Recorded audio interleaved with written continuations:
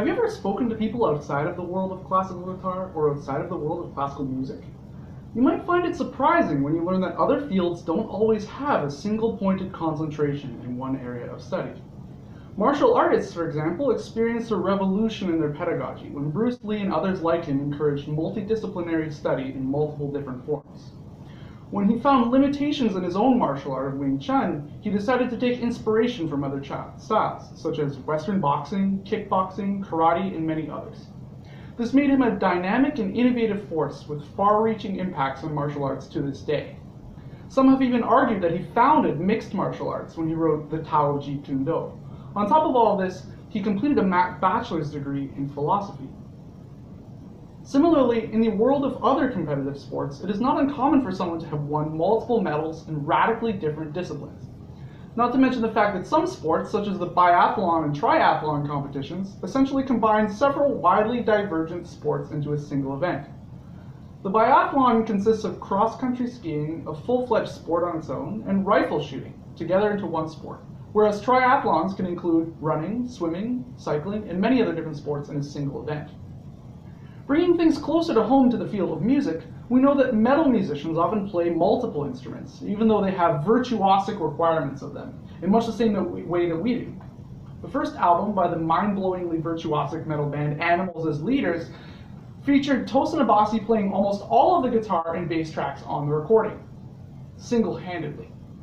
My good friend and colleague Raphael Weinroth-Browne, who tours often with metal band Leprous as a cellist, has played in bands as a highly skilled drummer and plays flamenco guitar extremely well on top of his incredible skill as a cross-genre cellist and classical cellist.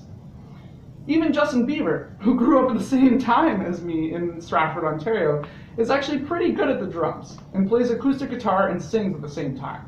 As I've illustrated, outside of the world of classical music, many fields of study seem to be moving progressively toward a trend of interdisciplinary mastery. Though I can't say that Justin Bieber is a master at the guitar.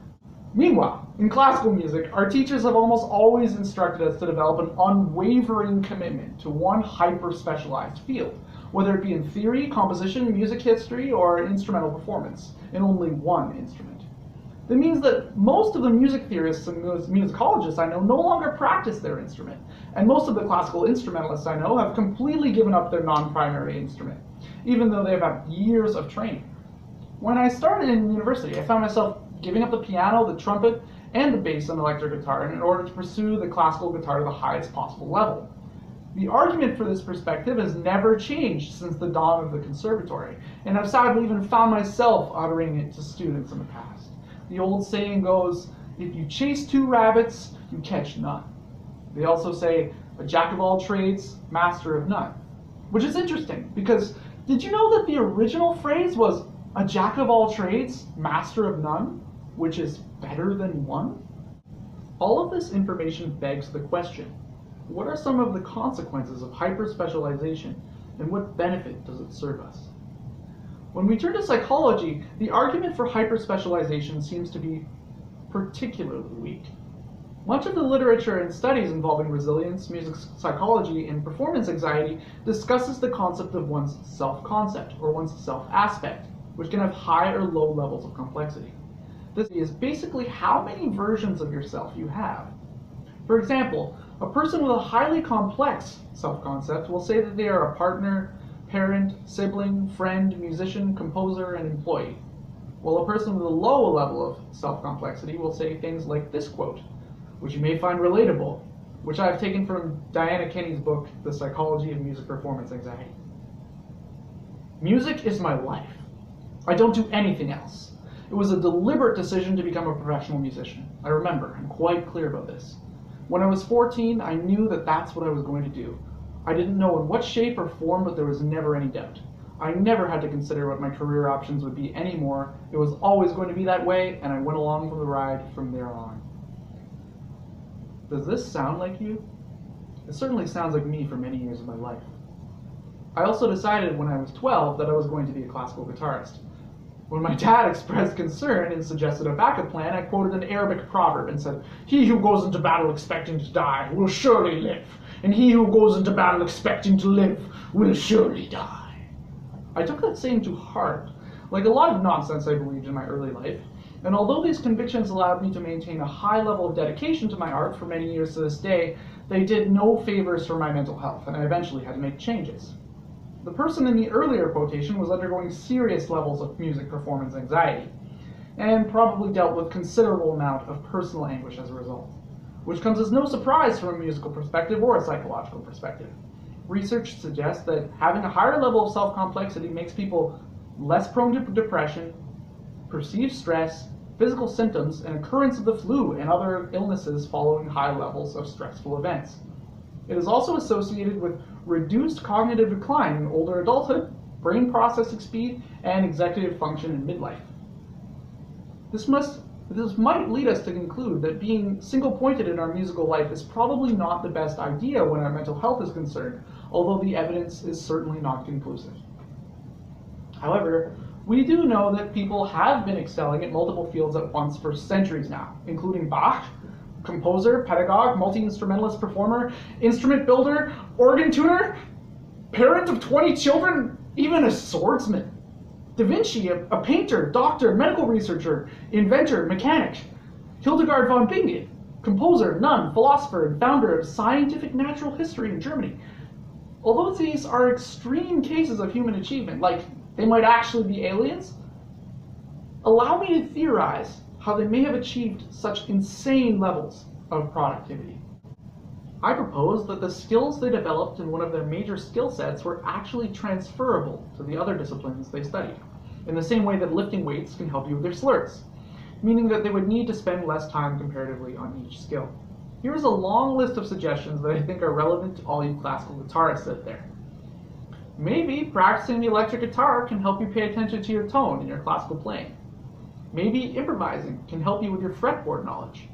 Maybe learning the bass can help you become a better ensemble player and reader. Maybe playing all these instruments can help you become a better arranger.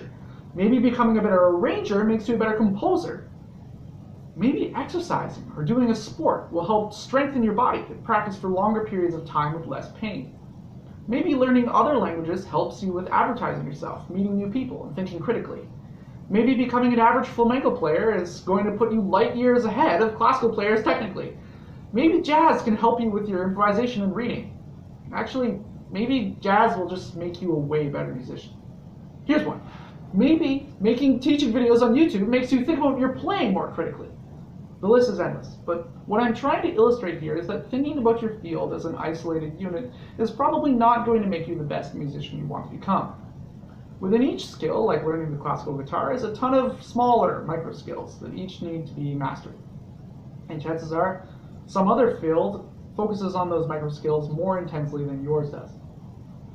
Classical guitarists have a special advantage in their dedication to making a beautiful sonority, their ability to memorize long solo and ensemble pieces. But even within those areas, perhaps the violin and piano have much more to teach us.